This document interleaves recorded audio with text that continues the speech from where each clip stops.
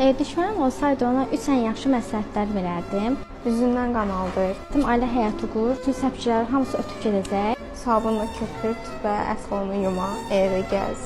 Dərini soydurt, dərinə zəli qoydur. Üçüncü ən böyük məsləhətlərdən biri hicamaya get, bütün səpkilərin hamısı, ləkələrin hamısı gedəcək. Əgər düşmənim olsaydı, ona bu məsləhəti verərdim. Düyü unuyla üzünü silmək. Əgər düşmənim olsaydı, ona bu tövsiyələri verərdim. Üzünü duzlu su ilə yu, soda ilə yu, üzünə zəli qoydur. Bunları tövsiyə edərdim.